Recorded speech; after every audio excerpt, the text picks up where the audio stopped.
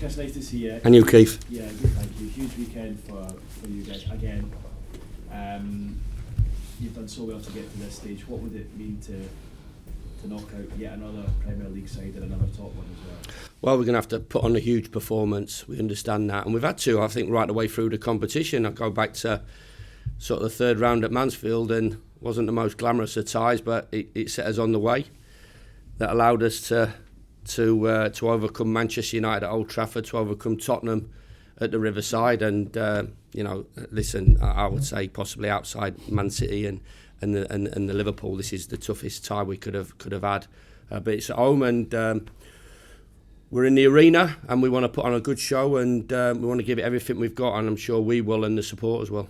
You must have got to the stage now where you're playing these top teams and you really fancy yourselves. You must have real confidence given your results against United and Spurs. Yeah, listen, you can only take belief that we've gone up against the big boys. I mean, listen, I'm realistic. Manchester United, especially the first half, it could have been out of sight, but it wasn't. And I think, we've got to be congratulated in the qualities that we showed to stick in the game and take it to extra time and stick away all those fabulous penalties. I think the Spurs game was a different type of performance, and I fully believed as manager it was a fully deserved win as well in terms of the way we played. With the ball as well, and deservedly got us through and gave us an opportunity of picking one of the big boys out, and we've certainly picked one of the big boys out. And regardless of what team comes up the road, however they come up the road, it's going to be one hell of a test for our players, but. All the cliches, Keith, you've heard them all before, and they're right in a way. It's a free hit, we've got nothing to lose, but we want to put on a really good performance, and boys have really got nothing to lose, and we want to be, let's get it right. That's where we want to be. We want to be at the top table of European football, which it is. This is the Premier League, and we want to make these fixtures, yearly fixtures. So it's a great test for the players that we've got so far. Can they challenge themselves against, as I said, whoever comes out on that team sheet at whatever time it is? It's a huge challenge for the players, and one that I'm sure they'll really enjoy and look forward to. You allude to Chelsea there and how they're going to get to the game. What have you made of that whole situation in the build-up to the game? I just think it's been nonsense. I don't agree with what the government did. I agree with the sanctions put in place. I think everybody understands that and why they were put in place, but listen, what's the worst side of it? They all, we're talking about, there's been talk about flying and getting up on train. I think we all realise it's not the worst way of travelling. And even by coach, we've had to do it plenty of times ourselves. And I'm sure, the manager will recognise that and get on with it and not made a big deal about it. What happens? The millionaire footballers all club together and chuck a couple of quid in and hire their own private jet. Look down they're all on possibly over 100 grand a week. It's quite a big number, that. What is it, 30, 25 in the squad, or chuck a couple of quid in their own plane to get up here? I don't know however they get up here, they'll get up here and they'll be fully focused. I don't think there's any, from me that, the sort of the noise that's been coming out of it, the club is not in jeopardy, is it? It's not a situation like a Macclesfield or a Bury in the football pyramid. What's happened and shouldn't really have happened. It's an iconic football club that 25, 30 years ago, if we all know our football, know what situation it was in. Possibly the same as Manchester City. I remember playing in there in the late 80s, and I remember playing at Main Road. And this is what happens.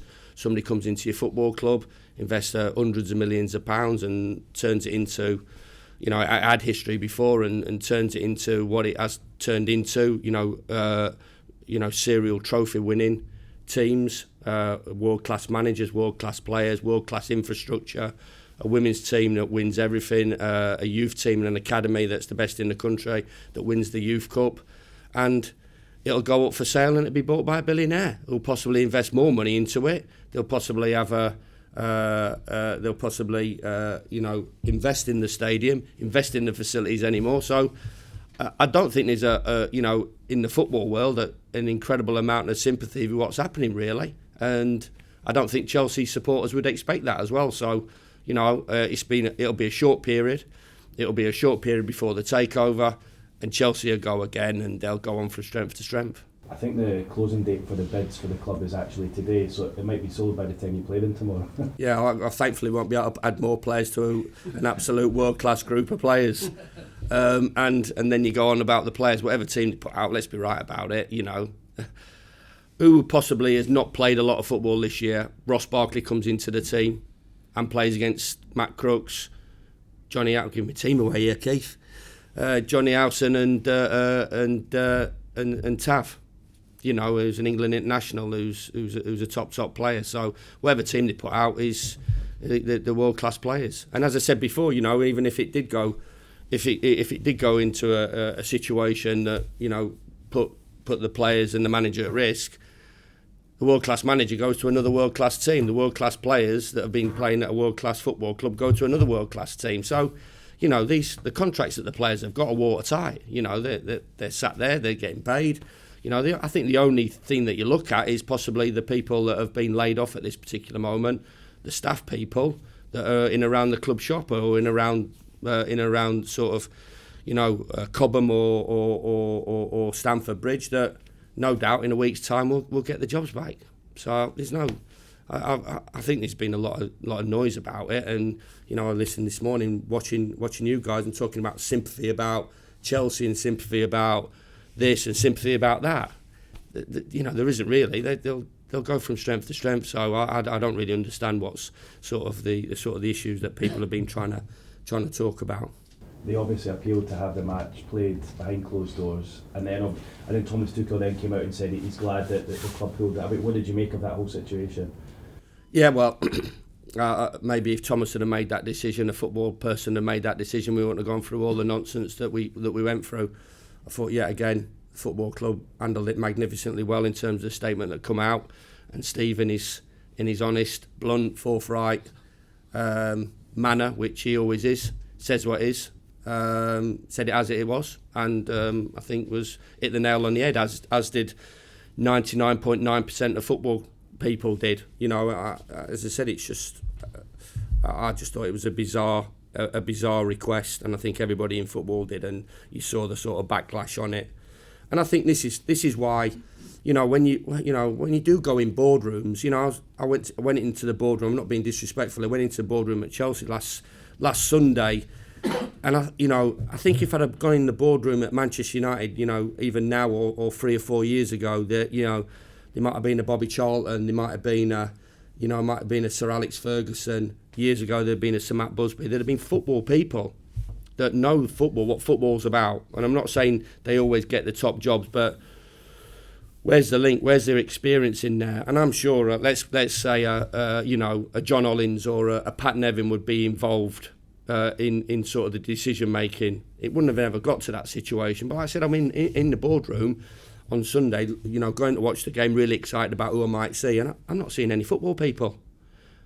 All I'm seeing is agents and non-footballing people with no football experience.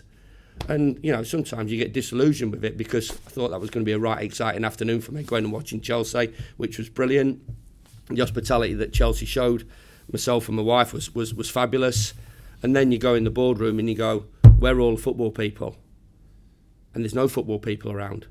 And that possibly, without going too deep into it, is something where the game is lacking. And there's enough intelligent people that have been involved in football, whether an administration point of view for a long time, or whether as a career, as a footballer, as a coach, as a manager, that should be part of the process. Pat Nevin, I would say, is a very articulate, intelligent, you know, guy that's got Chelsea Football Club close to his heart. He's involved with Chelsea. You know, where was he in the decision making? You know, where was Petr Cech in the decision making? Because I'm sure if they were involved in the decision making, it would have never have come to what it came to on Tuesday afternoon. Just finally for me, could you imagine getting to this stage like you have, beating Man United, beating Spurs? We saw what the stadium was like for that Spurs match a couple of weeks ago, and yet you're punished not playing you're not playing in front of supporters. Plus we've had COVID to deal with as well for the last couple of years. Could you have imagined having to go back to that again? No, I couldn't imagine it. And I said afterwards on Tuesday, it was a situation that we all from football got on with, and a lot of good things. Even at Chelsea, a lot of good things happened. In terms of the hotel, in terms of how they opened it up, and a lot of good things. I'm really not being disrespectful to Chelsea. I'm not being disrespectful to the supporters as well. I'm just talking about the way football is going or can go, and as well. Nobody's really bothered about anybody else's football club. Nobody been really bothered about what happens at Middlesbrough if there was no supporters. We are, because it's our football club. And to be fair, I think there would have been a huge backlash, and the decision would have never got over the line. I thought personally, going through that situation through COVID where we got ourselves going and we had a responsibility, and I thought, every football club did that, right the way up and down the pyramid, and showed what we had to do for everybody else, and to get ourselves back up and running for the mentality of the country as well as anything else, for the mental health of the country, to give some people a lot of things to look forward to in that period. But it certainly wasn't enjoyable, and it wasn't the game that I know and I loved and I understood. And certainly, if they would have made a remarkable decision to allow it to not allow our supporters in, I don't know where the game goes from there. But thankfully, a sensible decision was made, and we're all look forward to and talking about the main event, which is a quarter final from our point of view against the world champions and the European champions, at home on a Saturday night, with an opportunity of getting to Wembley and getting into the semi-final of an iconic historic football tournament. Cheers, guys. Thank you. Cheers, Keith. Chris, the term giant killers has maybe got a bit diluted in recent years, but you've actually killed giants this year. How much confidence does that give you going into this game? Well, there's no downside from going to Old Trafford and beating Spurs at our own patch. So, they're not an arrogant bunch, so they won't just think this is a comfortable afternoon. They understand the challenge in front of them as players just as much as I do as a manager, and we do as a coaching staff. We're up against one of the top managers in world football, tactically incredible, and the group of players that they've got. As I said, whatever players they put out there, the squad is possibly worth £1 billion. So whatever comes up the road, as I said, it'll be competitive. I don't think they needed it, because I think when you're a top manager and your top players, you have to have a siege mentality.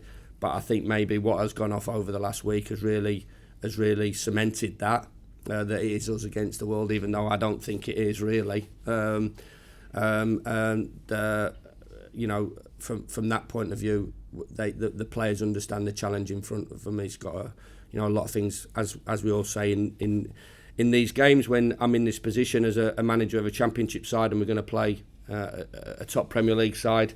A lot of things have got to go for us. A lot of things went for us at Old Trafford. Not so many things went for us at Tottenham. We determined that way. If we can get a little bit of a balance between the Tottenham game and the Man United game, I think we're a dangerous opponent and we're a competitive team, and we can make it hopefully a difficult night for Chelsea.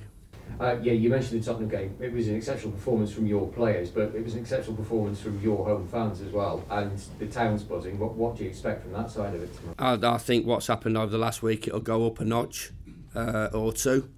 As I've just said, maybe a couple of locals will have a few shandies before, so that might raise the roof a little bit more, even though it doesn't really need raising with what the support that they've given us so far, home and away.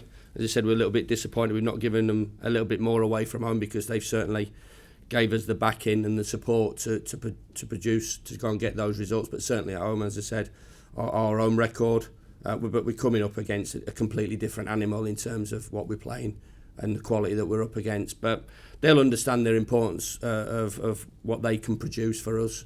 I'm sure they will do.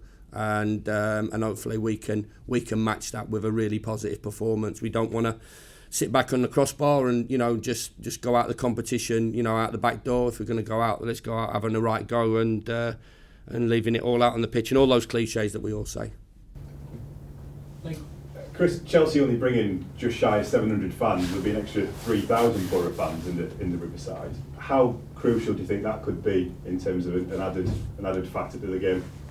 Not from their point of view. They're experienced operators. The manager is, and they'll have played in. You know, we want to make it tough. We want to make the Riverside quite hostile in the right way.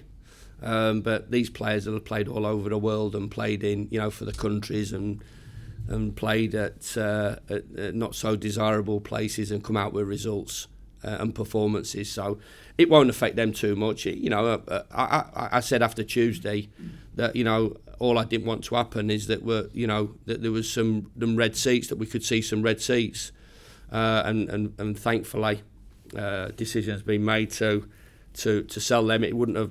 You know, I'm delighted. Obviously, it's given us another 3,000 of our supporters another opportunity to. Where the young kids watching the likes of Mason Mount and Jorginho and Rudiger and all Havertz and all the players that they'll bring up an opportunity to see them or an opportunity to get behind the home team. So you know, that was the big thing. But a few more of our supporters won't hurt us and will help us. But as far as Chelsea are concerned, it won't really affect them. And you've listed a few big names there. They often leave a £100 million striker on the bench as well these days. But given the public reaction this week to what's happened nationally, not just in the area, nationally it was what's going on here. Is there any part of you that thinks they might be just slightly vulnerable if they've had to make a long coach trip up here as well? They won't make a long coach trip. They won't make a long coach. As I said, they'll be, you know, looking down the back of the settee this afternoon to see if they can find a couple of quid. I'll usually look at the golf bag. That's where I'll keep a couple of quid, just to keep it away from people, and chuck it into a pot to get up on the plane. They'll be up here. They'll be all right. There's not a lot of sympathy from my point of view towards Thomas and their players. I'm sure that they'll be their preparation will be absolutely spot on. And just looking through your record in the FA Cup as a manager as well, I don't think you've gone beyond the quarterfinals. For you personally, what would it mean for you to get beyond that? Just for the football club, you know, it's had fabulous times. It's been involved in major cup competitions, you know, and gone deep into them as we know. I think I remember watching. I don't know who scored the goal for Chelsea. Was it Di Matteo when he beat the Boro? Was it 97, Juicy? Yeah, 97. So yeah, they've been involved in major cup competitions. The owner's been involved in major cup competitions. Once to get back there, we want to get into the top tier of. We all do. It's no good shying away from it. You know, all the teams that are in the Championship would love the opportunity of going against Chelsea on Saturday, and would. You know, I've got a great desire to get back into the Premier League and from a major cup competition, because it is the major cup competition domestically and possibly in Europe and in the world. You know, it's history of it. It'll be a fabulous achievement, but there's got to be a lot of things that go right for us on Saturday night for that to happen. But let's have a go. Let's not be found wanting. Let's see if we can. See if we can cause an upset and give it a right go. Cheers, Chris. All the best. Cheers. David? Chris, given what you've said about the non-football people at Chelsea, how impressed have you been with the way Thomas Tuchel's conducted himself over the last couple of weeks? Not surprised at all. I had a brief meeting. I think it was one of Thomas's first games in the Premier League at my last club, and if you speak to all the coaching staff, they were hugely impressed. He came in afterwards. Was magnanimous, was humble, talked at length, stayed in the office for about 45 minutes, which is quite unique at that time, and talked and chatted and was great with us. And I've got to say, every time, you know, we've dealt with Chelsea, or I've had dealings with Chelsea in terms of loan signings or certain situations, they've been absolutely spot on. You know, it's from an administration point of view, they've been great. You know, you've seen the success they've had. You know, in terms of right the way through from women's football from academy level to first team level over the last 20-25 years. And they attract world-class operators, and Thomas is a world-class operator to manage PSG, to manage Chelsea, to go into that football club and win what they've won. over the short period that he's been there speaks volumes about his quality. And you know, it's no surprise how he's handled the situation. I think we've talked about it. Is more and more sort of scrutiny coming on managers that they, you know, as spokespeople for football club, and they, you know, people want to know what their opinions are, and certainly for me, Thomas has handled it in the way that everybody in football should imagine that he would have handled it. As a manager, you do boast a recent win over Chelsea. Oh dear me, a couple of defeats as well. Yeah, but listen, this is a new era for me. It's a new journey for me personally, and one that started off on the front foot, and I'm delighted it has, and really excited about the future at Middlesbrough. You mentioned earlier that the history of Middlesbrough in this competition, I think it's 2006 since the last got to the semi-finals, probably in the best period in the club's history. What would it mean to you to rekindle memories of that kind of era? Well, listen, we've got a football match to attack and try and win. So I think we'll all talk about that afterwards. But your full focus is on getting through. You know, it's the toughest of challenges. You know, I would say that, you know, us and Forest, you possibly would have liked to have drawn each other at home. That would have been the ideal situation. I'll be respectful of all the clubs in the competition left of it, but you get deep into the competition, you understand that whoever you're playing, even if it was Forest at home, it would be an incredibly tough game to get through. And then you look at, you know, the top two teams in the Premier League, and Chelsea not far behind them as well. So we've pulled one of them out. We've pulled them at home. You know, delighted that we've pulled them at home as well, obviously. And you know, it's a game that, you know, we're really looking forward to. It's a real challenge for the players. You know, they all want to play at that level. There's a huge desire and ambition for the players to play at that level, and they're up against them in person on Saturday evening, and a great challenge and a great test for them all. And how are you looking fitness-wise? A little bit overweight. Just, you know, I could do with lose. I went for an health check the other day. She said that I drunk too much and I ate too much, so I'm on the water. Might be on a little bit stronger if we get a result on Saturday night. That one might go out the window. Yeah, we're looking okay. We've got a couple that have missed out through illness. Dyche came through Tuesday okay. Sprorer and Saliki will come through. So, yeah, we're looking okay. Thank you. Cheers. Boys. Could be 3 trips to Wembley in the next few weeks. Fancy that? Listen, it's there's a lot of football. We put ourselves in a great position, so there's a lot of football ahead of us, and an exciting time to be involved in this football club. From me personally, in the early stages of my career here, and I hope and feel that it's an exciting time for supporters of the borough, whether they're the young ones or whether they're the ones that have seen this football club for a number of years. You mentioned earlier that despite their wins, they're not an arrogant bunch, and I mean that's clear to see. Have you come across footballers who maybe pull off a giant killing act and suddenly become arrogant? Yeah, I mean there's a lot of media attention, obviously, when that happens, and it's a real test of character for people. But I think the grounding that myself and Alan and the coaches have had through our upbringing will say that you never get carried away. It's always another game, so that'll never happen from my point of view.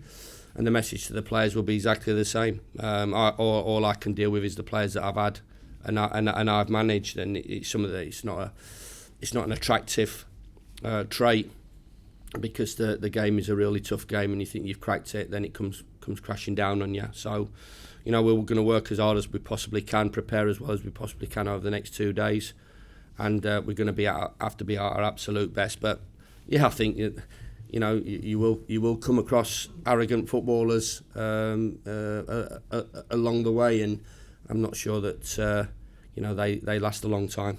What are the telltale signs of players or squads becoming arrogant after results? I don't know, because I've never had it. You've never had it? Good. No. They're pretty confident everyone will keep their feet on the ground without you having to tell them to? Yeah, and if they don't, you tell them. There you go. Thanks, guys. All the best. Cheers. Thanks.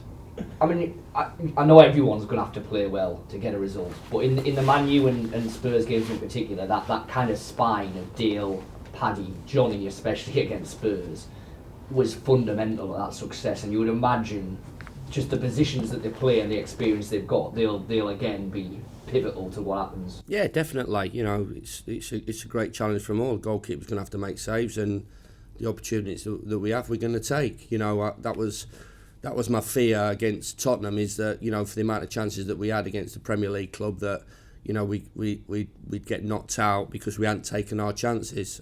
You know, if we create the same amount of chances, I'll be absolutely delighted. I'm not sure that we will.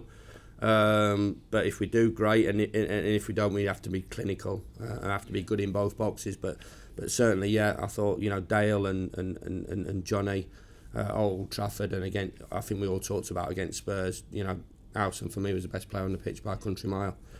So they've got to produce, you know, they really have to produce top draw performances on Saturday night. And if this game was maybe 20 years ago, you'd think, right, championship team and home of the big boys, get at them, get in their faces, make it uncomfortable for them. Make a tackle. Exactly, make a tackle, yeah. Now, football's not like that. A, the championship's not like that. No. But B, you know, Chelsea's players aren't exactly going to be fazed by that if it was like that. So has that completely gone out the window now? That idea of like up them at them? Yeah, certainly. I think you look at the conditioning of the players. They're like middleweights now, aren't they? You see them, and you know what you know.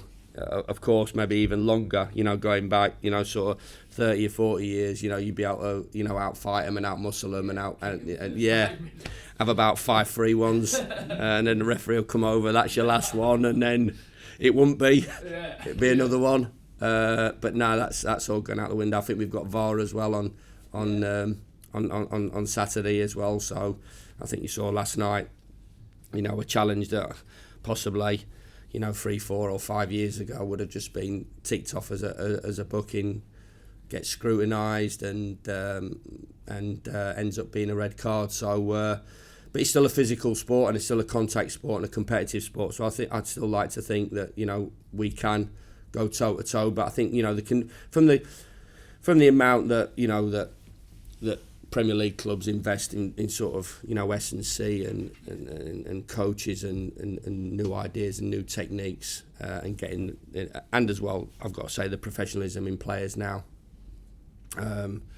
You know, how they live their lives and the rewards that they can get out of it for being really dedicated and professional. And, you know, the boys at Chelsea have not got to their position by, you know, going out on a Friday night and having a couple of pints of curry, you know what I mean? And having a fag in the warm-up. You know, they're incredibly professional. The manager's incredibly professional, so they'll be fully prepared, whatever players they put out there. And you know, it's created some great opportunities for your players. It's created a bit of momentum this cup run so far. But probably the biggest thing it's done is just generate that buzz, really get the supporters excited. You know, really reconnect them with the club and the whole town and everything. And it's been important for that, hasn't it? Whatever happens. That was my biggest challenge, really, because I didn't feel it when I come in, and that had to happen, and it did. We got off to a good start. I think you look back at, you know, the Bournemouth game, then it rolled into the Boxing Day game against Forest, which was close to a sellout, and then the away fans. And you win games, you play well. You play in the manner that we've played. You take those defeats on the chin, you come roaring back, which we have done. The Old Trafford game wasn't the most. How can I say it? Was a bonus. Because, you know, let's have a look at what Middlesbrough fans are going to do, and I think we all knew what they were going to do. But then they went 24 hours selling 9,500, 10,000 tickets, and I think that showed sort of the enthusiasm and the appetite that the supporters have got for the football club when it's going well, and when it's not going well. I'm not saying that, but certainly when we get on a roll and how what it can generate and what it does to the local area. And I've said all along, it's the heartbeat. Football club's the heartbeat of the area. And you sell 10,000 tickets in 24 hours, then you go and knock Manchester United out on penalties on a Friday night. There's not a lot of downsides to that, is there? And then it rolls on in terms of league performances, and, you know, some little steps back, but another, steps forward, and then you took the Tottenham game into that as well. So they're huge, and it's for me, as I said, it's an exciting time, and we've got to continue that excitement and the journey. Talk about that buzz, Chris, and I think I'm right. Is it this morning, Jersey, that season cards on sale? Yeah. Yeah. I mean, obviously there's that buzz around the club. There'll be extra fans who aren't season card holders there tomorrow. A positive performance, the general buzz. I'm sure you thought that might lead to more season cards. Well, I think all away fans are the away fans, and they'll do the best to sell out as they have done. For the majority of games, and some difficult games there to get to Bristol City, to QPR on a Wednesday night. But you've been on the journey as well. When you play well, when your young players play well, your players play well, assets on the pitch rise. When you're playing well and you're winning games of football, commercial activity sort of perks up. Shirt sales perks up. There's no downside to winning games of football and playing well. And there's been a rise in the attendances, and we've got another opportunity to attract some. I've got to say, I've been really impressed. There's a lot of young faces about there as well that are getting behind the football club. This is not like an old. We followed Middlesbrough in the 90s when they started winning things, and we started getting in the Premier League and stuff like that. And Brian came in, and all the big names came in, and that sort of generation. There's a younger generation of supporters that I see all the time. You drive into the car park on match days, and the buzz around sort of the players' entrance, and the young kids can have your autograph, can have your picture, come have a selfie or whatever. There's a huge buzz. So there's no reason why we can't capitalise on that. With season ticket sales, and I'm sure there will be. I'm sure there'll be an upturn in season ticket sales next year, and that all helps generate positivity and funds to keep the club moving forward. Yeah, I mean, it helps the finances of the club, of course it does. But in terms of, we've seen recently at the Riverside how much those fans can help as well, can't there? And how helpful they have been to the team's form at home. Incredible. You see what's happening at Newcastle now with the supporters. How they're getting behind the players, and they're producing performances and results. And I had my say a little bit before, the 12th man. Everybody talks about the 12th man. They can take you down to 10 men, if it's not right. But they can push you up. I think anybody who's been to Newcastle recently would say it was completely different. And obviously, that's sort of relevant because it's a local football club. So when it's not going the way that anybody wants it to go, it's a difficult place to play for your own players. This year now, and the Riverside is an easy place for my players to play. Will there be moans and groans if a player's not having a good afternoon, or a ball goes out of play, or tackles missed, or whatever? Yeah, that's just natural, understand it. But I keep saying it, the shirt's a light shirt, and it has to be a light shirt if you're going to be successful. It's a light shirt at Newcastle for Eddie and his coaching staff and the players now. And it's certainly a light shirt, and that's what it has to be if we're going to be successful. Yeah, just lastly for me, because it's been a hectic period. You got back from Birmingham early hours Wednesday morning. I imagine how have the players been since then? Leading up to this, you always said it would take care of itself. Yeah, we have. We've come off them a little bit, which we have to. Recovery is important. Rest of mind and body is important. We've got an international break for the majority of the players to look forward to. Some are away. But I think it's a great period.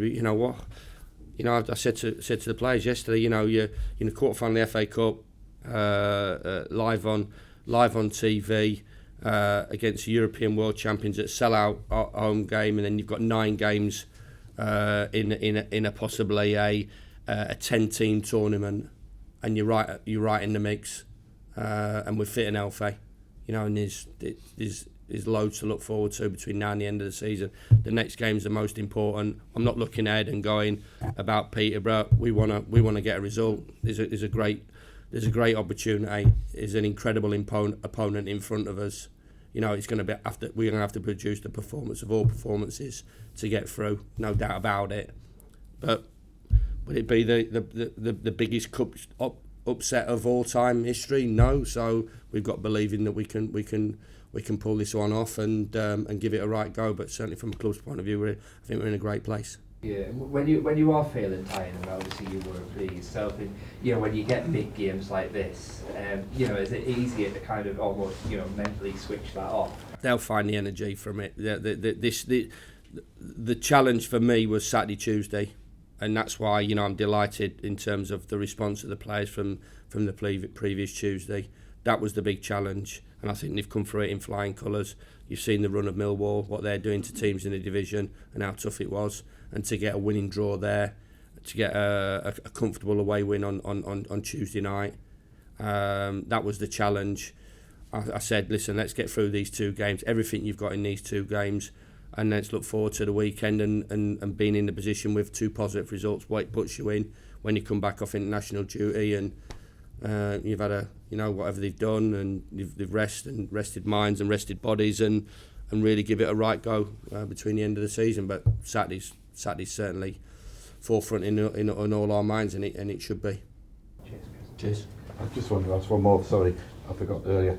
Isaiah Jones has probably caught a few teams by surprise this season. No chance of that with Chelsea. They'll spend hours and hours watching footage of him, and they'll know his every trick and turn, won't they? I think Chelsea Thomas doesn't get to his position as manager. Chelsea don't get to their position as football clubs by taking clubs lightly. I once remembered speaking to Jose about they played a cup game and they gave the dossier to the manager, and I think it would have been an FA Cup third round. I think it was against Bradford a few years ago, and I'm sure he gave the dossier of what their research and preparation was for Bradford, and it was exactly the same as it was for a Champions League tie. So they would have done everything just as much on us as they did against Lille, as they would do if they were playing Man City, I believe. If I'm wrong, I'll stand here being wrong, but I'm absolutely certain that there'll be no shocks for them, whether it's Izzy, whether it's Dale, whether it's goalkeeper, whether it's the system, whether it's the formation, whatever. There'll be no shocks for them, and they'll understand that, because the winners, they've won, he's won, the players have won, the club's won 21 trophies in so many years. They're a winning football club, and the reason they are winning football clubs is they take every game as if it's the toughest. Thank you. Can I just ask, how's Ryan? Would you hope to get him back after the international break? He will be back before the international. He'll be back for the Peterborough game. That's good then. Yeah. Good. Chris, when I was growing up, we had a series of quarterfinals, and they were the biggest games. Everyone was talking about in our schools. Now, the last Spurs game, my nephew came. It was his first ever night match, and he said to me, "It's the best game I've ever been to in my life." And Chelsea, this is a chance, isn't it, that this could be really capture the imagination of a young. Hopefully, we'll make that his second best game he's ever been to in his life. So yeah, it does, and that's what I just said about the younger generation. Days like this, nights like this can capture it, and it did. You saw the reaction of the supporters after the Tottenham game. You saw the reaction of our centre forward after when he's whacked that one in. So memories for generations, young and old, and that's what we're trying to produce, trying to achieve his experiences. And you're right to dismiss the problems that Chelsea players might have coming up here, because in the last week, as supporters, we've travelled, I think it's 1,100 miles in the last week, and this is kind of reward for a lot of people's sort of loyalty at a time when petrol prices are record prices and train prices have gone up and everything. I've got to say, it stuns me and amazes me how supporters do. As I said, it's a working class area. It's not the most affluent of areas, but the love of the football club, they find it by hook or by crook. I won't go out too deep how they find the dough, but they do, and they travel and they support and they get right behind you, and yeah, it's a reward. But we don't just want it to be a reward and let's go out the back door. It's a reward and see if we all together can give it another huge push.